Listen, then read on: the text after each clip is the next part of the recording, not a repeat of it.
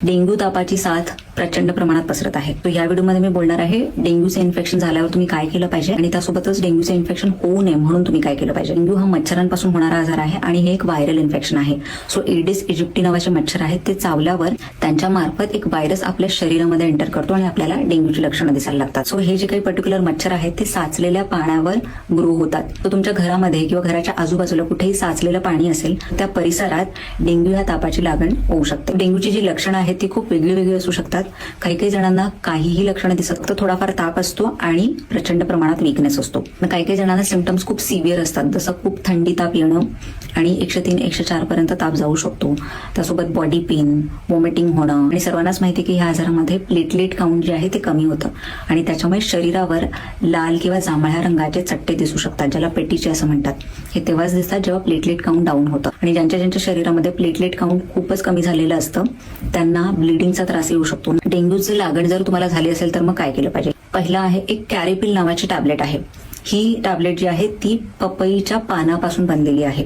So पपईची पानं जी आहेत ती प्लेटलेट काउंट मेंटेन करण्यासाठी किंवा प्लेटलेट काउंट वाढवण्यासाठी खूप फायदादायक असतात. मग ही टॅबलेट तुम्ही दिवसभरातून 2 वेळा जोपर्यंत सिम्पटम्स आहेत किंवा 10 ते 12 दिवस घेऊ शकता. दुसरं आहे शरीराचं हायड्रेशन मेंटेन करणं. त्यासाठी इलेक्ट्रोलाइट्सचं बॅलन्स असणं गरजेचं आहे. म्हणून तुम्ही इलेक्ट्रॉल पावडर पाण्यामध्ये टाकून घेऊ शकता, लिंबू पाणी घेऊ शकता किंवा नारळ पाणी घेऊ शकता. त्यानंतर तिसरं आहे एक होमिओपॅथिक मेडिसिन आहे, त्याचं नाव आहे युपेटोरियम परफोरेटम 30. हे मेडिसिन डेंग्यूचे सिम्पटम्स कंट्रोल करण्यासाठी खूप हेल्पफुल आहे. त्यामुळे हे मेडिसिन तुम्ही 3 ते 4 थेंब 1 चमचा पाण्यामध्ये दिवसभरातून 3 ते 4 वेळा घेऊ शकता. सो हे झालं जर तुम्हाला डेंग्यूची लागण झाली असेल तर फॉलो करणं. पण डेंग्यूची लागण होऊच नाही किंवा डेंग्यूचा संसर्ग होऊच नाही म्हणून काय केलं पाहिजे, तर आपल्याला स्वतःला मच्छर चावण्यापासून वाचवलं पाहिजे. तर सगळ्यात पहिलं आहे आपल्या आजूबाजूला घरामध्ये ही पाणी साचलेलं नाही ह्याबद्दल तुम्ही काळजी घेतली पाहिजे. तुमच्या घराबाहेर कुठेही पाणी साचलेलं असेल तर तुम्ही गव्हर्नमेंट ऑफिशियल्सला किंवा पीएमसीला लगेच इन्फॉर्म करा, जेणेकरून त्यावर ऍक्शन घेतली जाईल.